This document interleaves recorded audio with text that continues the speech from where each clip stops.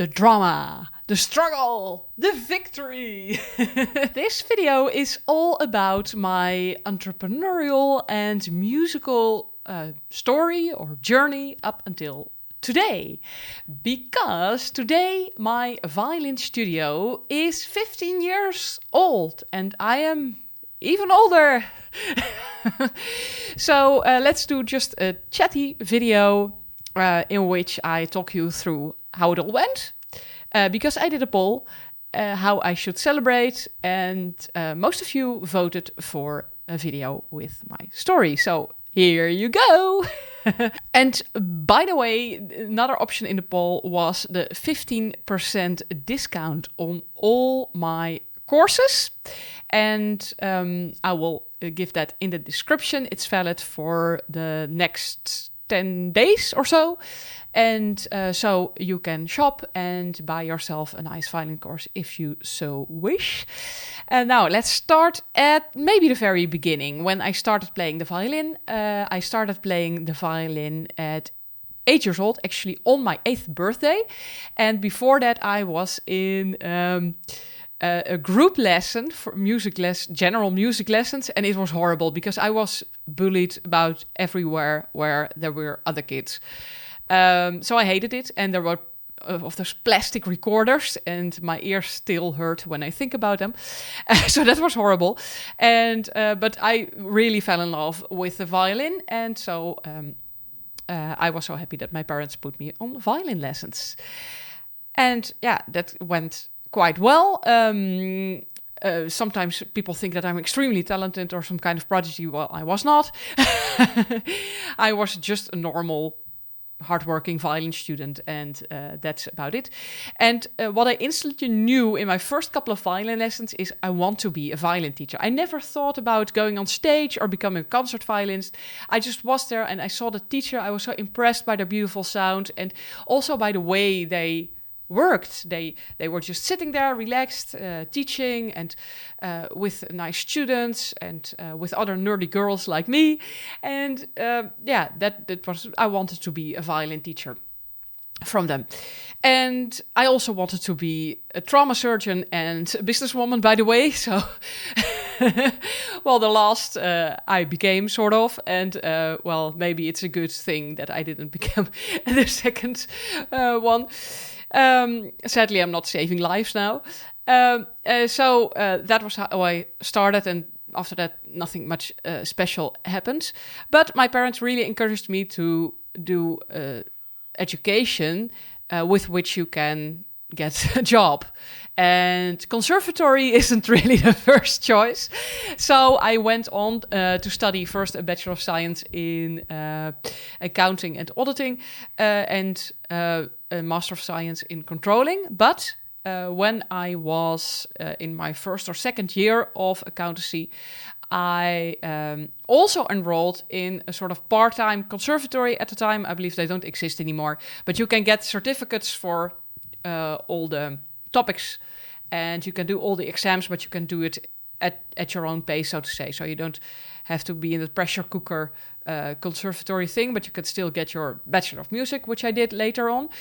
And the problem was a little bit that my father suddenly died when I was just 18, and I didn't see much of the inheritance, so I'll not go into all of that. But what it came down to is that I had to pay my own bills. So I had to work full-time to pay my own studies. So I had to kind of learn and work at the same time. So in accountancy, that's not so hard because you take an office job and besides well, it's hard. It's a lot of hard work, of course.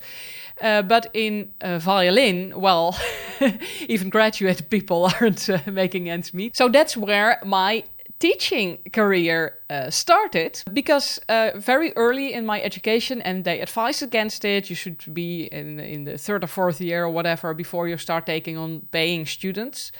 But I thought, if I don't have paying students now, I won't even get to the third year. So, and I'll be flipping burgers the rest of my life or something. Yeah, I started teaching very young, actually, and very early in my studies. And I'm always very encouraging to other, budding teachers, because you have to start somewhere, and you don't always have the possibility to wait until you have your degree. So if you are genuinely working on your own skills and on your teaching skills and have your students' best interest in mind and not seeing it as a way to just earn some cash or whatever, then I encourage them. But on the other hand, it's sometimes dangerous to not know what you're doing, and then you might ruin your students' motivation. But it went fairly well. And of course, I was studying violin methodology at the conservatory and having all my...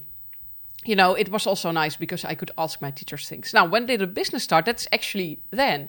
And I took on more and more students, and they were looking for affordable instruments. And it was quite hard to find. At UChase, it was, they had good quality instruments, but it wasn't so affordable. And so I came across a Chinese woman who imported instruments and sold them. But that sometimes went a little bit messy. So I thought, why not import instruments from China myself? And so I started doing that. I had my first container. And then when I was a few months in, I thought, now I legally really have to become an entrepreneur.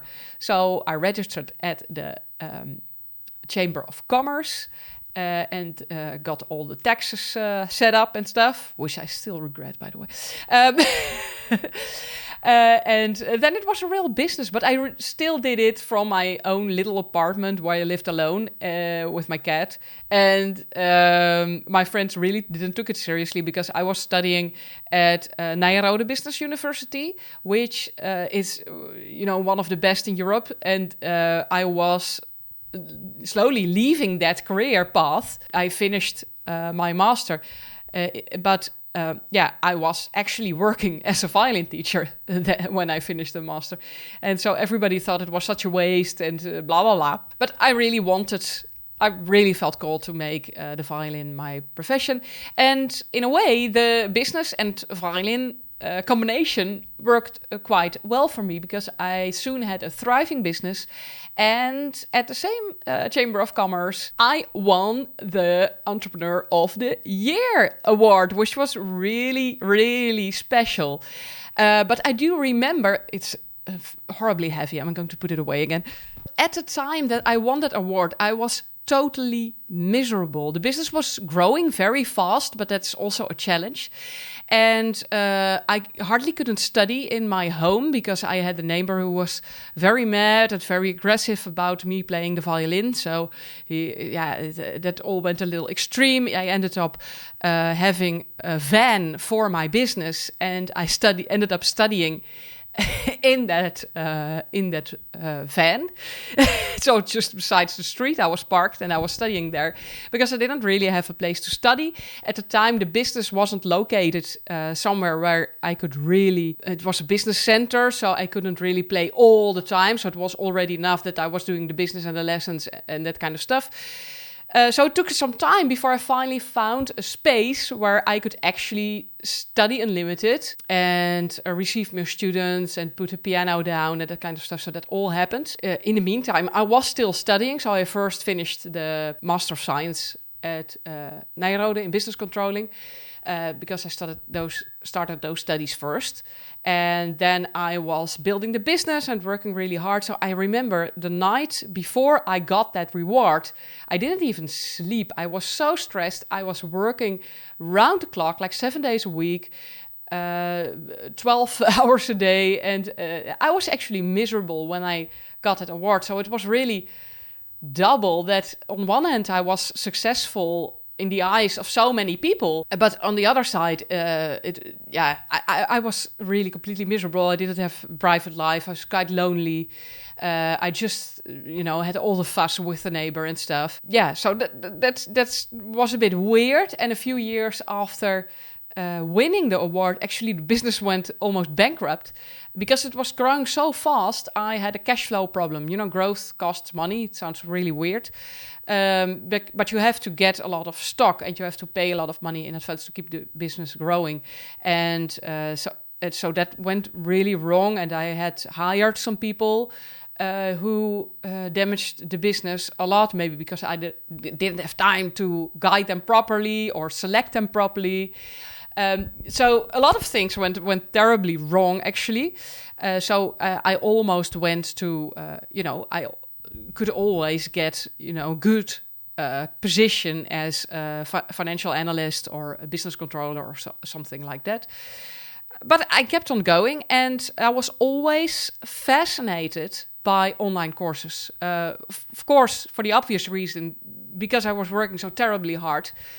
And I just wanted to not be stressed and tired all the time. I now have 5 kids under 4 years old, and back then I was way more tired and stressed than I am now. I'm not so very tired and stressed, by the way. I'm quite happy now. I'll go into that a little bit later. But already in 2010, I was fascinated by online courses. YouTube, was a thing, but on the other hand, not really. So that you could record something once and serve people with it and earn an income with it for many years to come. And actually the course that I made in 2010, so that's 13 years ago, or 2011 or something, still sells and still serves people.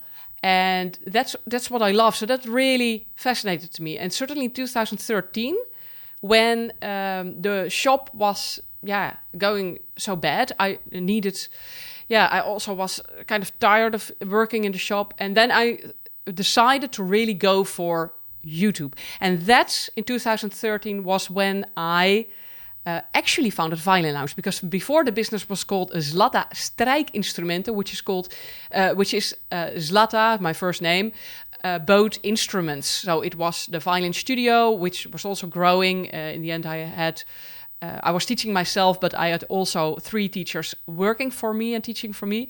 So we really had a big studio, and we had nice student concerts with like really a concert hall full of people and that kind of stuff. So really nice moments also. And in 2013, I started publishing.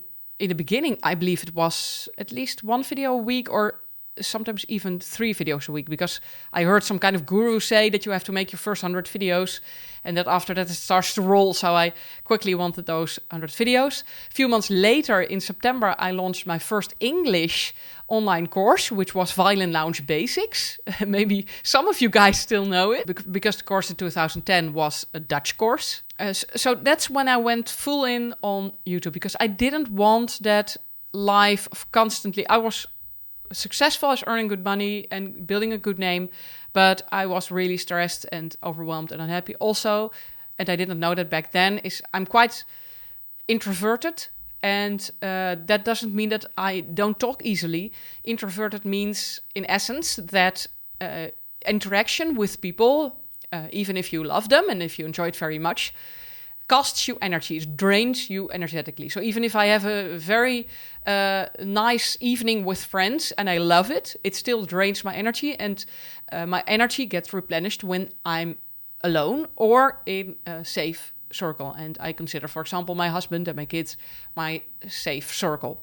But even now that I at the moment have a babysitter who's watching the kids, I'm happy to be like here an hour alone working. I need that sometimes. And so having a schedule as selling violins and bows and teaching all the time was really draining for me. And I identified that pretty late. So if you're extroverted, you gain energy with social interaction, and maybe you drain your energy when you're alone. And with introvert, it's exactly the other way around. And I can understand if you're not that it can sound like really weird, and it can even come across as unthankful that I had this full studio of students, but I was interacting like from morning to evening with my own students, with students of my teacher team, with my teacher team, and with suppliers and with customers. So I really had back-to-back, and I even did orchestra gigs back then. I did wedding gigs, so I was in interaction with people all the time. And I later identified that what was drawing me to working online are a few things. But one of them is that I'm alone when I work and I don't have human interaction or very limited human interaction or delayed human interaction because I do video exchange when I work, so that I can actually gain energy from my work in some way. And I can understand if this sounds really weird and if you think, oh, that girl's a weirdo. I'm unsubscribing. She's so weird. So, and also I'm wired in a way that I can't stand routine work. So teaching in general is a lot of routine work because you're saying the same things lots of times. And although you, of course, cater to every individual student, a lot of things about learning the violin are the same. So you're saying the same things lots of times, even to the same student. And I like to be really, I would say that teaching one-on-one isn't creative because I know a lot of awesome, very, very creative teachers who teach one-on-one and express their creativity in that sense. But I like to express my creativity in making videos. I also love making content because when I was like 8 years old, I was already publishing my own magazine and I was selling that in the neighborhood for 20 cents and stuff. So the entrepreneurial thing was in it quite early as well. But also the fascination with media. When I was 7 years old and my peers could just write, I was already writing poems. And later on I was writing whole stories and books. And very young, I was also did some freelance writing work here and there. So I really love writing, and later filming came to that also.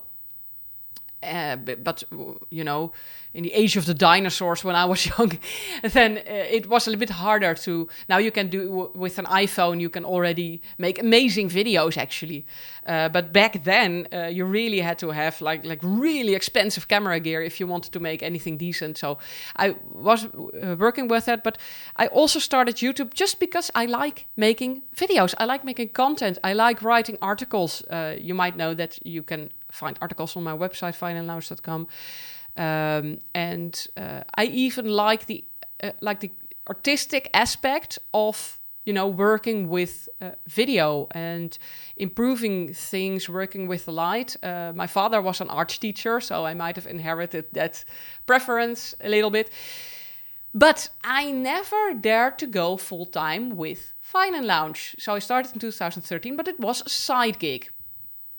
And then I got married and I started having a private life a little bit.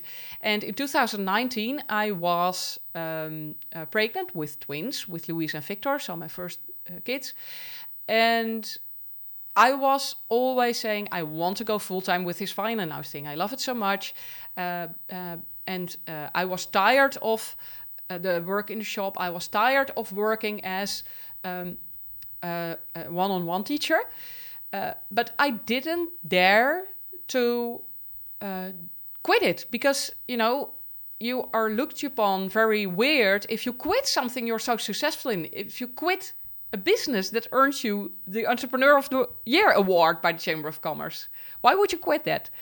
So, but actually, my children gave me the courage to say, like, okay, I didn't want them go into daycare. I'm not saying daycare is per se wrong, but we didn't want it. My husband also didn't want it. So I made a decision to say, okay, for work-wise, I'm going for what I actually find very valuable, in which I can express myself, what I really like to do. And I won't compromise on, being with my kids.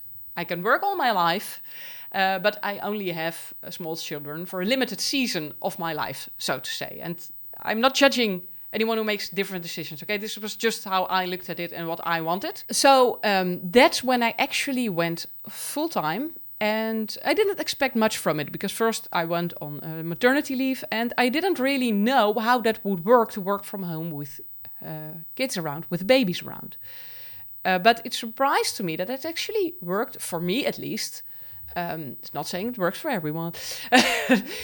It worked well to work during nap times and to work in early mornings, to work with the kids around. And they are really growing up with me doing these creative things and me doing music. And that's what I love. But you all know what happened next. So when the twins were like 1 year old or so, and they started napping less and less, we took on a babysitter so I could really have some undisturbed filming time, so here and there.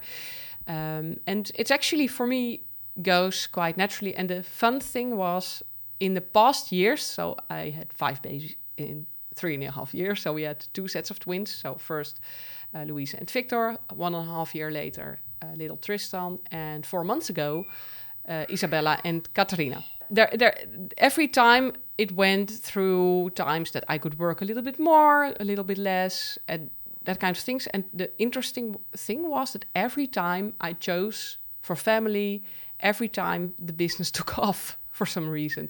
So the business was actually growing faster than it did. And Violin Lounge was really a side hustle for me. It was like 10% of the business. So you would expect that if you cut out 90%, which was the shop, the lessons, all these things, that you were left with 10% or not even 10%, I believe. But it actually, because I made this decision, because I focused also, and because I was energized by it, because I weeded out all the work that didn't really serve me, didn't really give me energy, it started to take off. So what I learned from it is that sometimes you have to make these bold decisions that might, from a rational perspective, me as the financial analyst Zlata would say, like, yeah, sure, if you cut at 90%, you're left with 10%, and maybe it grows a little bit because you free up your time, but then it won't be more than 100%. It's not logical. So that's what I learned in the last years, that sometimes it's not logical, but it still makes sense. And now I'm ending this video because it's getting way too long already. I'm thinking maybe you want to see behind the scenes what I actually do when I'm working, what it consists of, and that kind of stuff. So I might have made this video and I will link it up. I hope you like my story. And if you have maybe an interesting story about your own journey to tell, then make sure to share it in the comments so we can all get to know each other a little bit. Thanks for watching, and see you in the next video. Bye bye.